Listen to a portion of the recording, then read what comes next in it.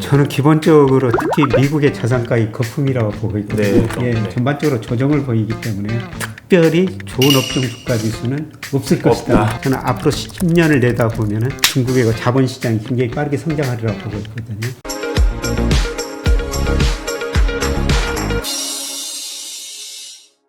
네, 안녕하세요 매부리원 여러분. 오늘은 대한민국 이코노미스트의 전설 김영희 교수님 모셨습니다.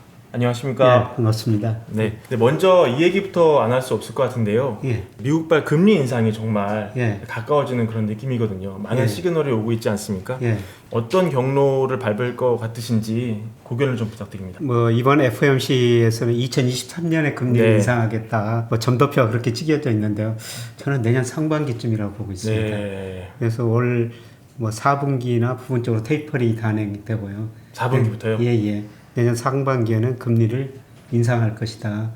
예, 제가 그렇게 보는 거는 미국 경제 너무 빨리 회복되고 네. 있거든요. 이번 FOMC에서 지난 3월 달에 미국 경제성 6.5%, 이번 7% 올렸고요. 또 물가를 3개월 사이에 2.4에서 3.4% 올랐어요. 미국 통화정책 목표가 고용 극대화 물가 안정인데요. 물가는 2% 넘었고 이제 고용만 남아 있거든요. 예, 그런데 지금 서비스업 경기가 매우 빠른 속도로 회복되고 있습니다. 네. 코로나 진정되면서요. 그래서 미국 제조보다는 서비스업에서 고용을 한 85% 창출하는데요. 서비스업 경기가 회복되면서 고용 창출 속도가 3분기, 4분기 가면서 빨라지라고 생각하고 있거든요. 네. 그래서 고용도 좋아질 것이니까 결국 저는 내년 상반기에 미국이 금리를 인상할 것이다. 예, 그렇게 보고 있습니다. 예, 제가 적정금리를 추정해 보니까요. 예. 올 연말 되면은 3%를 넘어섭니다. 3%를 넘어서요? 예. 그래서 이거 적정금리를 계산하는 방식 중에 하나가 테일러 준칙이라고 있는데 테일러라는 경제학자가 제시한 거예요. 교과서에 아주 잘 나와 있는 거죠. 네. 그거 보면은 실제 GDP가 잠재 GDP를 넘어서느냐 밑에 있느냐. 네. 올 1분기 GDP까지 발표되어 있습니다만 마이너스 2% 밑에 있는데요. 지금 이 속도로 회복되면 4분기에는 이게 플러스로 전환되고 있거든요. 실제 GDP가 잠재 GDP 넘어서면서 수요층의 물가 상승 압력 나타난다는 거죠. 네.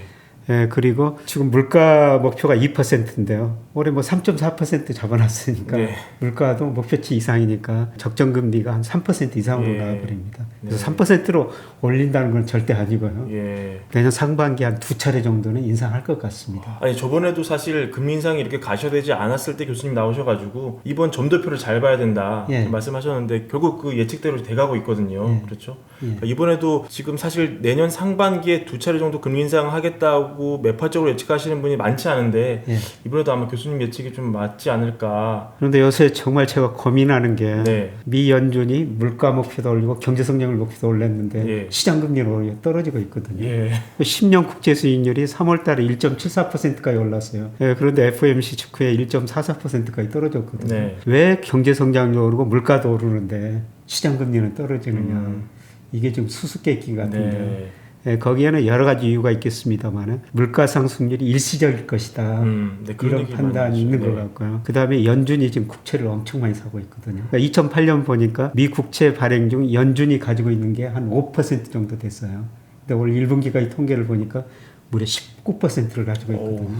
연준이 계속 미국 정부가 발행한 국채 그걸 사주니까 연준을 지금 신뢰하고 있는 예. 것이죠. 네, 그 다음에 최근에 나타난 특징 중 하나가 장기금리 10년 국채 수익률은 떨어졌는데 2년 국채 수익률은 맞아요. 좀 올라갔거든요. 그래서 장단기 금리 차가 축소되고 있어요. 엄청 좁혀졌죠. 예, 이 장단기 금리가 축소되고 있다는 것은 머지않아 미국 경제 성장률이 둔화될 것이다 이런 걸 시사하는데 지금 굉장히 혼란의 시대인 것 같습니다. 네. 그래서 이제 가장 중요한 거는 물가 상승 기조가 일시적인가 아니면 지속적인가. 5월 달에는 미국 소비자 물가 5% 올랐는데요. 물론 기저 효과 때문에 오르고 6월부터 네. 상승률이 낮아질 거예요. 예, 그런데 전 하반기도 3.5에서 4% 사이일 거라고 보고 있거든요. 높네요. 예, 이렇게 보면은 물가 상승이 어느 정도 기조적일 것이다. 이런 판단이 좀 나올 거라고 보고 있습니다. 네. 예, 그러면서 시장 금리가 한 단계 오르리라고 보고 있습니다.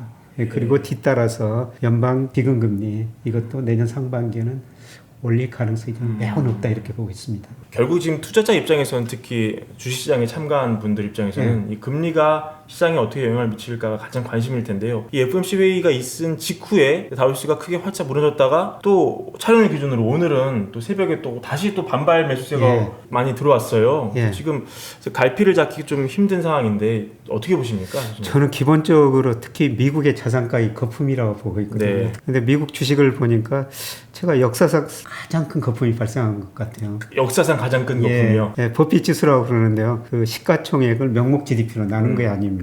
그게 최근에 1분기 GDP 발표되고 시가총액도 전체 주시장 시가총액 발표됐는데요. 317%입니다. 미국은요? 1952년 이후 장기 평균이 107%였고요. 그다음 2000년 이후로는 179%였어요. 그리고 IT 거품 붕괴 바로 직전에 200%까지 갔거든요. 지금 317%나 돼요. 그리고 PER, 토빈 Q 레이쇼 이런 것들이 과거 평균보다 두세 배 이상이고요. 또 미국 사람들이 돈을 빌려가지고 주식을 너무 많이 사고 있어요. 미국에서도 그렇군요. 그 신용 잔고가 8천억 달러가 넘어섰더라고요. 8천억 달러. 그리고 더욱 놀라운 것은 미국 가계 금융자산에서 주식 비중이 올 1분기 현재 보니까 52%예요. 역사상 50% 거의 넘어간 적이 없거든요. 52%나 가지고 있다는 겁니다. 그러면 미국 사람들이 주식을 많이 샀다는 의미도 되지만 가격이 또 그만큼 올랐다는 거죠. 그래서 이런 식으로 보면은 미국 주가가 역사상 가장 큰 거품이 발생했는데 이게 바로 풍부한 유동성, 저금리 때문에 지통되고 있다는 겁니다. 근데 여기서 시장 금리가 먼저 오르고 기준금리마저 인상하면은 저는 거품이 한번 붕괴되리라고 보고 있고요. 그리고 우리나라도 좀 집값 참 많이 올랐습니다. 많이 올랐죠. 그런데 평균적으로 보면 미국이 더 많이 올랐어요. 미국이 2008년 이후로 보니까 케이스 실러 지수라고 20대 대도시 주택가격 지수 보니까요. 85%나 올랐어요. 우리 평균이 전국 평균이 한 KB에서 발표하는 것 보니까 2009년 3월이 저점이었는데 올 5월까지 보니까 56% 올랐거든요. 우리보다도 미국이 더 많이 올랐습니다. 그래서 제가 보기에는 미국 주식 가격, 주택 가격 이렇게 거품이 발생했는데 바로 풍부한 유동성 저금리 때문에 그렇다. 이게 테이퍼링이 되고 그다음에 금리 인상하면은 저는 상당히 충격이 좀 오리라고 보고 있습니다. 근데 어떤 사람들은 코스피는 크게 흔들릴 수 있지만 이런 금리 인상의 수혜를 받는 이런 업종은 그럼 지금 들어가도 괜찮은 게 아니냐, 은행이나 보험주 같은 거요? 어떻게 생각하십니까? 대표적으로 이제 금리 인상 시대 은행주가 많이 오르죠. 근데 은행주가 사실 올해 많이 올랐어요. 많이 올랐죠. 코스피가 5월 말까지 보니까 작년 말에 비해서 한 12% 올랐는데요. 은행주는 24%는 올랐어요. 작년에 부진한 탓도 있지만은 바로 금리 인상 시기에 은행주가 선호가 된 것이죠. 저는 은행주가 상당히 미리서 반영했지 않느냐. 이미 선반영했다고 보시는군요. 주가라는 게 상당히 미리서 반영하거든요. 그래서 앞으로 은행주는 상대적으로 좋기는 좋을 텐데 그런데 여기서 이제 큰 폭으로 오르기는 저는 힘들다 이렇게 보고 있습니다. 반대로 금리 인상 국면에 꼭 피해야 할 업종 이런 것도 좀 가이드를 해주시면 감사하겠습니다. 금리하고 제가 각 업종별 상관계수를 구해보니까요. 상관계수가 가장 높은 게 음식료 업종이에요. 음식료 업종이요? 상관계수가 마이너스 0.81 정도 나옵니다. 2000년 이후로 통계를 왜 그럴까요? 그거는 대표적인 음식료는 내수 업종이니까 금리가 떨어지면 내수가 좋아지거든요. 내수가 좋아지니까 대표적인 음식료 업종 이런 게 내수주 업종이지 않습니까?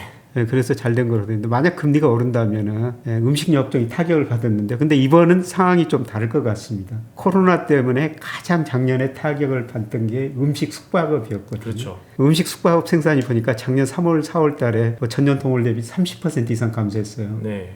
그런데 이번에 코로나가 조금씩 진정되면서 기저효과 때문에 그렇지만 이제 조금 플러스로 돌아섰거든요. 그래서 음식료 업종이 좋아지기 때문에 과거하고 금리 인상 시기하고 다르겠습니다만 정상적인 경우라면은 금리 인상 시기에 음식료 업종이 가장 좀 마이너스 상관관계가 높았었습니다. 근데 이번에 좀 다르게 생각해야 될 거예요. 근데 전반적으로 저는 주가 지수가 지금 최근 사상 최고치 많이 경신해 가고 있습니다만은 저는 3분기 조정이라고 보고 있거든요. 3분기 조정. 전반적으로 조정을 보이기 때문에 특별히 좋은 업종 주가 지수는 없을 것이다. 나쁜 업종 주가 지수도 없을 것이다. 같이 조정을 받을 것이다. 물론 어떤 업종 주가가 조금 더 조정을 받을 수가 있습니다. 같이 조정을 받을 수가 있겠고요. 그 다음에 특히 지금 우리 문제는 금리가 오르면 무슨 문제가 발생하냐면은 우리나라 중소기업의 50% 정도가요. 이자 보상 비율이 100% 미만이거든요. 네. 이게 무슨 의미냐면은 중소기업들이 1년 동안 열심히 일해가지고 영업이익을 냈는데 그것 가지고 이자도 못 낸 기업들이 50%가 넘는다는 겁니다. 예, 그 다음에 우리나라 대기업도 25%예요. 그래서 금리가 앞으로 많이는 안 오르겠지만 금리가 오를 때 그런 업종들이 상대적으로 기업들이 타격을 받을 수밖에 없습니다. 네. 그래서 금리 부담이 높은 기업들, 이런 기업들은 조금 조심스럽게 접근하시는 게 좋을 것 같습니다. 네. 원래 다음 질문이 이 지금 꿋꿋하게 제 갈 길 가는 주도주를 여쭤보려고 했는데 교수님 말씀 드리니까 그 질문이 크게 의미가 없을 것 같습니다. 그래서 그 질문에 대한 답을 여쭤봐도 될까요? 소비하고 관련시킬 수가 있는데요. 예. 얼마 전에 우리나라가 전기전자 업종 주가가 굉장히 많이 올랐습니까? 1월 삼성전자 주가가 96,000원 가고 네. 그때 그 10만 전자라는 이야기가 네, 나왔는데 그렇죠. 지금 8만 원 안팎으로 떨어졌고 LG전자도 뭐 2배 가까이 오르다가 지금 계속 조정 국면에 들어서고 있습니다만 제가 코로나 때문에 작년에 미국이나 우리나라 내부재 소비가 많이 늘어났어요. 집에 있으면서 저도 PC 바꿨습니다. 노트북도 바꿨습니다. 뭐 가전제품도 바꾸고 내부재 바꿨거든요. 그 다음에 최근에 보니까 의류업종 주가가 정말 많이 올랐더라고요. 예, 많이 올랐더라고요. 이제 서서히 뭐 코로나 진정되니까 밖에 나가려면 옷도 갈아입어야 되고 신발도 사야 되고 그렇지 그렇죠. 않습니까? 그 다음에 이제 예상되는 게 대면 서비스 업종이에요. 그다음 우리가 못 나갔는데 뭐 저도 이제 백신 맞았습니다만은 우리나라 굉장히 빠른 속도로 진행되고 있지 그렇죠. 않습니까? 사람들이 이제 코로나 맞고 하반기에는 뭐 영화도 가고 그다음에 음식점도 가고 여행도 갈 겁니다. 네. 그래서 이런 거 대면 서비스 업종 이런 주가들이 한 번 더 오를 가능성이 있는데요. 근데 이것들이 최근에 보니까 이것들이 또 미리서 오르더라고요. 예. 좀 상승 여력은 남아 있는 것 같습니다만은 지금은 그렇게 좀 큰 상승 여력은 없는 것 같습니다. 예. 그러면 한국 금리가 실질적으로 오르는 시기는 언제라고 보세요? 기준금리 기준으로는요? 지금 시장 금리는 많이 올랐죠. 많이 올랐죠. 특히 네. 저 우리나라도 미국처럼 10년채 국고채 수익률은 2.2%까지 오르다가 지금 2%에서 네. 오히려 떨어졌고요. 금리 인상 앞으로 경기가 나빠진다는 거죠. 그렇죠. 3년짜리는 많이 오르고 있어요. 우리나라 장단기 금리 많이 축소되고 축소됐죠. 있거든요. 그런데 저는 우리 금리도 빠르면은 4분기 후반, 늦어도 내년 상반기에 최소한 2차례는 올리리라 보고 있습니다. 제가 현재 1, 4분기 우리 그 적정금리 추정해 보니까 1%를 넘어서고 있거든요. 현재 기준금리가 0.5%죠. 앞서 미국과 테일러 준칙 이야기했습니다만은 우리도 올 4분기 되면 실제 GDP가 잠재 GDP 좀 넘어서고요. 그 다음에 한국의 올해 소비자 물가를 1.8%로 뭐 지난 2월 달에 1.3에서 1.8%로 이번에 올렸습니다만은 뭐 제가 전반 2%를 좀 넘거든요. 한국은행보다 좀 물가 상승을 조금 더 넓게 보고 있습니다. 네. 그래서 뭐 경제도 지금 우리도 회복되고 있고 물가도 목표치 2% 넘었을 가능성이 높기 때문에 4분기 뭐 중후반 내년 상반기에 최소한 2차례 정도 이상할 정도요? 것이다. 네, 그렇게 보고 있습니다. 지금 0.5니까 내년 상반기 어느 즈음에는 1%를 약간 그래도 사실 금리 인상이 목전에 있지만 이 투자자들의 관점이 당장 시장을 빠져나가거나 이런 선택은 잘 못하더라고요. 그래서 자산 배분 관점에서 뭐 한국, 미국, 중국을 이제 전반적인 자산 포트폴리오라고 보면은 뭘 어떻게 담으면 좋을지 교수님 처방이 궁금한데요. 인플레이션 가능성이 저는 가장 높은 나라는 미국이라고 보고 있거든요. 지금 미국 경제 굉장히 빠르게 회복되고 물가 오르고 최근에 달러 가치가 약간 오르고 있습니다만 저는 장기적으로 달러 가치 하락이라고 보고 있어요. 앞으로 10년을 내다보면은 미국, 뭐 한국, 중국 했을 때 저는 미국 비중을 좀 줄이시는 게 좋을 것 같아요. 미국을 줄여야 네. 상대적으로 앞서 말씀드렸으면 미국 자산 가격, 주가에 부동산 가격에 엄청난 거품이 역사상 가장 큰 거품이 발생됐다고 보고 있죠. 그래서 상대적으로 중국이나 우리나라 비중을 좀 늘렸으면 좋겠다 이런 생각이 드는데요. 그런데 2000년 이후로 우리나라 대표적인 주가지수 코스피, 미국 S&P 500, 그 다음에 중국 상하이 종합지수, 우리나라가 사실 제일 많이 올랐었어요. 그래요? 국가지수가 99년 말을 100이라 했을 때 우리나라가 지금 그렇죠. 330 정도 33배 정도 돼가지고, 됐잖아요. 네. 우리나라가 작년 31%나 오르고 예. 올해도 지금 거의 12% 오르다 보니까 지난 20년 보면 사실 우리 주가 지수가 제일 많이 올랐습니다. 물론 뭐 90년대부터는 다를 수가 있는데 지난 20년 보면 20년 보면요. 지난 20년을 10년 단위로 나누면은 2000년에서 2009년까지는 중국 주가가 많이 올랐어요. 예. 2000년에서 2009년까지는 중국 주가가 월 평균 1.1% 상승했습니다. 네. 우리 0.6%. 그런데 미국 S&P 500은 0.09% 상승했거든요. 0.09%. 2000년에 IT 거품 붕괴되면서 미국 주가 10년 동안 제자리 거래를 그렇죠. 했었어요. 네, 그런데 2010년 이후로 최근 5월까지 보면은 미국 주가가 사실 제일 많이 오르고요. 예. 그 다음에 우리 중국 주가인데 저는 앞으로 10년을 내다 보면은 중국이 안정성장 국면에 들어서고 중국의 그 자본시장이 굉장히 빠르게 성장하리라고 보고 있거든요. 그래서 중국 기업들이 그동안 은행을 통해서 자금을 조달했는데 지금은 주식 채권을 통해 가지고 증권시장을 통해 가지고 자금을 조달을 많이 하고 있어요. 그래서 중국의 금융시장이 굉장히 빠르게 확대되는 시기다. 그래서 그동안 우리가 10년 미국 주식해 가지고 돈을 많이 벌었다면은 앞으로 10년은 미국 비중은 좀 줄이고 그만큼 중국 비중, 우리나라 비중을 늘리는 게 포트폴리오 좀 수익률을 높이는 국면이 아닌가 이런 식으로 생각합니다. 그래서 조금 더 좁혀서 말씀드리면 중국 중에서도 중국의 전기 자동차 시장이 굉장히 빠른 속도로 확대되고 맞아요. 있거든요. 그때 그 얘기 하셔가지고 제가 사실 오기 전에 ETF 수익률을 확인해봤거든요. 그 당시 말씀했던 거 대비 약 10% 약간 밑 정도로 상승을 했더라고요, 수익률이. 그게 한 40% 올랐다가요. 제자리 걸음 또 제자리 돌아왔다가 지금 한 30% 올랐어요. 그때 제가 중국의 전기차하고 중국의 바이오 주식을 한번 ETF를 관심을 가지다가 그 뒤로 굉장히 빠른 속도로 오르다가 또 떨어지다가 다시 거의 제자리에 돌아왔거든요. 저는 장기적으로 중국 주식이 좋은데 중국의 그 세계에서 가장 전기차 시장 점유율이 빨리 확대될 때가 중국이라고 보고 있고요. 그다음에 중국 사람들이 이제 소득이 1만 달러 넘어서면서 건강에 굉장히 신경을 쓰기라고 보고 있거든요. 그래서 중국 주식 투자하시는데 그쪽으로 좀 비중을 늘리셨으면 좋지 않을까. 물론 그 장기적인 측면에서 드리는 말씀입니다. 그 중국 ETF 중에 전기차 바이오 섹터는 우리나라에 상장이 돼 있잖아요, 그렇죠? 우리나라 회사가 만든. 그거 외에 다른 업종 혹시 상장이 돼 있는지, 그리고 국내 ETF 아니고 해외 ETF나 개별 주식이라면은 뭐 어떤 쪽의 업종을 추가로 추천하실 수 있을지. 저는 중국 경제가 내수 1등주 중심으로 계속 성장하리라고 보고 있거든요. 근데 우리가 그 IMF 경제위기하고 구조적인 걷다고 뭐 SK텔레콤, 그다음에 삼성화재, 그다음에 롯데제과 이런 거 한국을 대표하는 내수 업종 주식이 뭐 엄청 올랐어요. 60배, 80배 올랐었거든요. 저는 중국이 장기적으로 보면 그런 시기라고 보는데요. 중국의 내수 업종의 각 분야의 1등 주식들. 그런데 저는 중국 주식 투자할 때는 좀 더 조심스럽게 접근하자고 말씀드리는데 아직도 중국은 공산주의거든요. 그러니까요. 개별 기업 리스크는 있어요.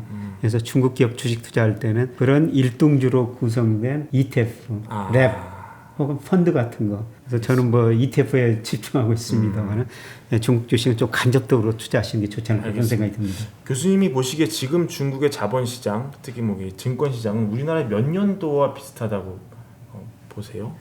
저는 우리가 그 97년 외환위기를 겪고 우리 성장률이 한 단계 떨어졌지만 안정성장 국면에 들어섰다. 그러면서 그 이전 오랫동안 주가가 5천에서 1,000 박스권 보이다가 이제 우리 경제가 구조조정 안정성장 국면에 들어섰다. 이전을 돌파하거든요. 저는 지금이 중국 시장이 그런 국면이라고 보고 있어요. 그래서 상하이 종합주가지수가 2008년에 6천이 넘었었어요. 그때 우리 일부가 자산운용사에서 중국 주식 많이 팔았었죠. 패망한 분들이 많이 있습니다. 그런데 그게 이제 1,800까지 떨어졌다가 뭐 지금 뭐 3,500, 600 안팎에서 움직이고 있는데요. 저는 6천 다시 정고점을 향해 또 앞으로 뭐 시간의 문제지 그걸 돌파하리라고 보고 있습니다. 언제쯤이라고 혹시 예상할지 여쭤봐도 될까요? 저는 2, 3년 이내라고 보고 있거든요. 그보다도 훨씬 더 오르리라고 보고 있습니다. 그렇군요. 그래서 중국 주식에 계속 관심을 가져야 된다. 그래서 제가 계속 이제 사실 우리가 그동안 중국에서 무역을 통해 가지고 돈을 벌었거든요. 그래서 2000년부터 작년까지 보니까 우리나라 무역 수지 물론 통관 기준입니다만 무역 수역자가 85%가 중국에서 오는 거예요. 그래서 우리가 지금 무역에서 중국에서 돈을 많이 벌었습니다. 근데 갈수록 중국이 제품을 비싸게 싸게 생산하기 때문에 우리가 무역에서 중국에서 돈 벌기는 갈수록 쉽지 않을 거거든요. 쉽지 않죠. 중국에서 벌어들인 돈, 쌓인 돈이 6천억 달러가 넘습니다. 그 돈 가지고 이제 중국 금융자산 사가지고 우리가 금융으로 국부를 늘려야 된다. 늘 이런 말씀을 드리고 맞습니다. 있습니다. 그런 얘기 많이 하시죠. 잘 들었습니다. 주택 마련 주식 대박 매불이 하나면 오케이입니다. 매불이 구독 누르시면 부자 됩니다. 좋아요 누르시면 더 부자 됩니다.